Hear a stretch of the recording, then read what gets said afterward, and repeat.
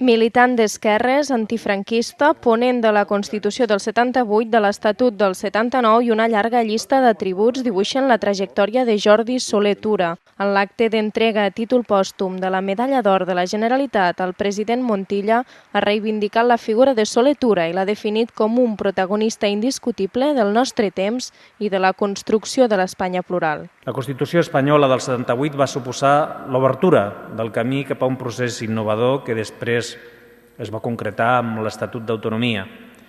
Un camí que va fer possible la plasmació d'un sistema d'organització política i territorial que donava una primera resposta al pluralisme de l'Estat.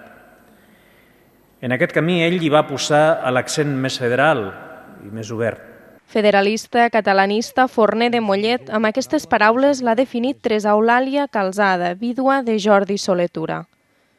Em sento orgullosa d'estar a la primera fila i poder agrair al president de la Generalitat i al seu govern la distinció màxima que li han atorgat a en Jordi com a persona, com a ciutadà, com a polític i com a mestre. Nombroses personalitats del món social i polític han assistit a l'homenatge solemne a un dels pares de la Constitució, que ha finalitzat amb els acords del Cant dels Segadors.